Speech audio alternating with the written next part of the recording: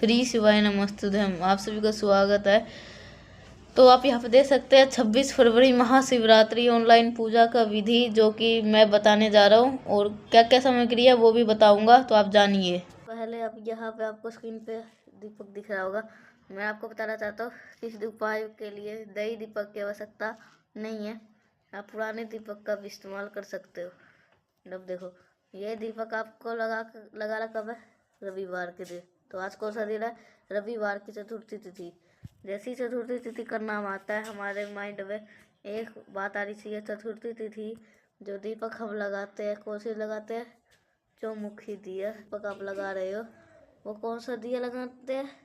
वो तिल का दिया पर लगाते हैं। ना तो इस दीपक के अंदर घी डालना, ना तो नहीं इस दीपक के अंदर सरसों तेल डालना। आपको तिल के तेल से ये पूरा दीपक भर देना और फिर चौमुखी बत्ती आपको लगा देना। अब आप इस घर पे तो अपना उपाय करेंगे, लेकिन लगाएंगे कहाँ पर?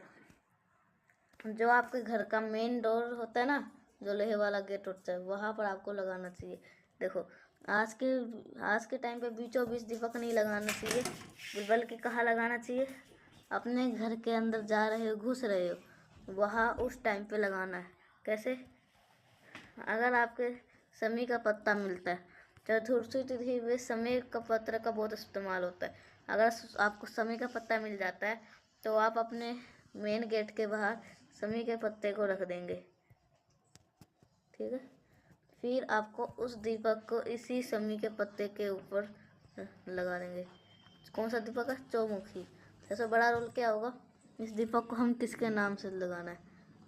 देखो, अगर आपके घर में किसी प्रकार की प्रॉब्लम है, आप रविवार का चतुर्थी दिन तिथि पे आपको अपने मेन गेट के राइट साइड पे इन 4 बत्तियों पर जब जलाओगे तो मयूर ध्वज के नाम से स्मरण करेंगे। कैसे स्मरण करोगे? मयूर ध्वज का ध्यान करेंगे। यह उपाय आपको सिर्फ चतुर्थी तिथि पे करते हैं ये। तो मयूर ध्वज के भगवान का नाम 4 बत्तियों को जलाना है। आपके घर में जो भी अनाज का दाना हो, जलते हुए दीपक के अंदर अगर आप डाल देते हैं तो आग किसी प्रकार से कोई भी घर परिवार में नहीं आए। पहला उपाय आपको समझ में आ गया होगा। आगे बढ़ते से वीडियो के अंदर हम दूसरे उपाय की तरफ। और ये जो दूसरा उपाय होगा, ये होगा बीमारी को दूर करने के लिए, रोग और बीमारी को। अब मुझे नहीं लगता कोई भी ऐसा घर है, कोई भी ऐसा परिवार है जिसके घर में बीमार ना पड़ते हो। बात वो अलग है, किसी के यहाँ छोटी बीमारी है, किसी के यहाँ बहुत बड़ी बीमारी है। तो आपके घर पे चाहे छोटी हो बड़ी हो, उस उपाय को जरूर करेंगे। इस घर के लिए हमें एक बहुत प्यारी सुंदर सी बेलपत्र लेनी होगी, ठीक है। बेलपत्र को ले लिए। बेलपत्र को साथ में आप सभी को इस प्रकार से लेना होगा। काली मिर्च लेने के बाद जब आप अपने घर से जहाँ से भी अगर आप निकाल रहे होंगे, किसका ध्यान करके निकाल लोगे? कुंदकेश्वर महादेव। इसका ध्यान कुंदकेश्वर महादेव के नाम से निकालेंगे। महादेव के शिवलिंग के पास में जाके खड़े हो जाएंगे। जो आपके पास में बेलपत्र है, सबसे पहला हम काम करेंगे, वहाँ पर 1 लोटा जल महादेव के शिवलिंग के ऊपर चढ़ा देना।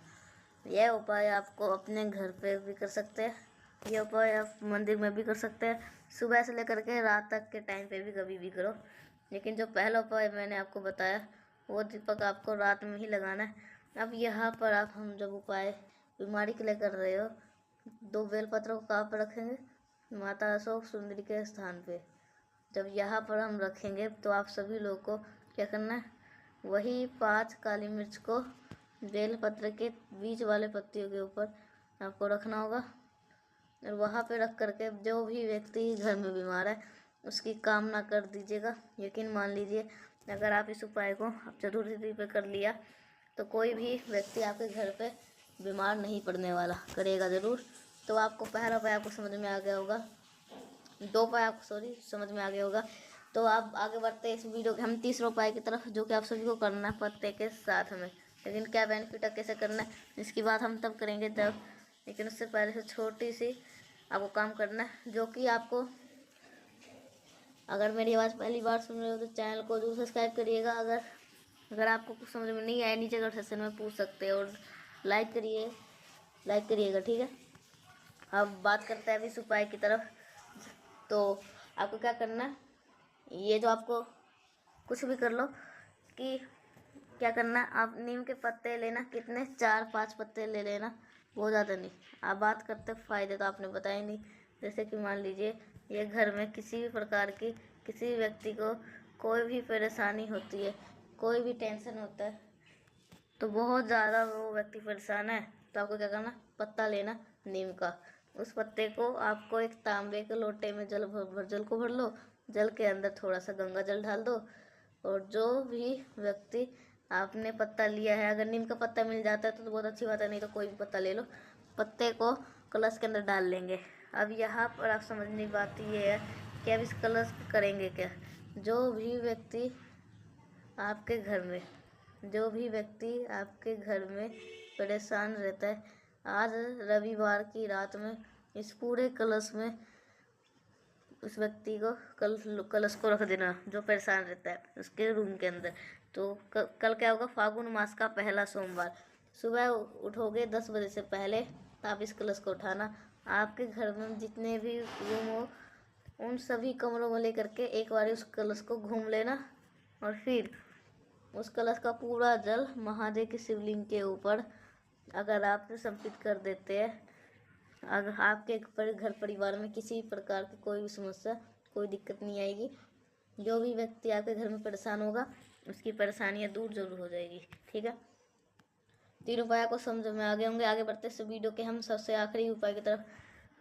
तो आप सभी को क्या करना, अब हाँ, आपको काले तिल के साथ में करना। पैसा अगर घर में टिकता नहीं है, 7 तो रुद्राक्ष रख लो, और 9 मुखी रुद्राक्ष आपके घर में, अगर आपके घर में लड़ाई होती है, 9 मुखी रुद्राक्ष अगर वो कहीं पे भी घर पे लगा रख दो, तब कहीं पे भी लड़ाई नहीं होगी। इस उपाय के लिए आपको 1 चुटकी काला तिल लेना है, ठीक है। काले तिल की मात्रा बहुत ज़्यादा नहीं होनी चाहिए। अब आपको वही से आपको सेम प्रोसेस करना है। आपको जल के अंदर काले तिल को डाल देना, ठीक है। जल के अंदर काले तिल को डाल देना तांबे के लोटे से। अब इस उपाय को करने से अपने पितर को खुश कर सकते हैं। अगर आप एक बार ही अपने पितरों के लिए पितरों को खुश करने के लिए उपाय करें, तो आपके जीवन में कभी परेशान होने की आवश्यकता नहीं है, ठीक है। जल के अंदर क्या डालेंगे, गंगा जल, और जो भी मैंने आपको काला तिल बताया उसको डाल देना, पहुँच जाना महादेव के शिवलिंग के पास में। अब हाँ, एक चीज़ का ध्यान रखिएगा, जो ये कलश के अंदर जो काला तिल आपने डाला है, इसे उठा करके अपने घर के आरो मट का पानी में पूरी रात रख देंगे। अब अगले दिन पड़ेगा सोमवार का दिन, और सोमवार के दिन पे आपको सोमवार के दिन उठाएंगे, और फिर महादेव के शिवलिंग के ऊपर अपने पितरों का स्मरण करते हुए, ध्यान करते हुए अगर आप समर्पित कर देते हैं, तो आपके घर में किसी भी प्रकार की कोई भी दोष नहीं लग पाएगा। तो हे गाइस, यहाँ पे आप सभी लोग देख सकते हैं। अगर आपको ये उपाय अच्छा लगा तो लाइक करें, कुछ समझ में नहीं आया नीचे कमेंट सेक्शन में पूछ सकते हैं। तो मिलते हैं नेक्स्ट उपाय साथ, तब तक के लिए श्री शिवाय नमस्तुभ्यम।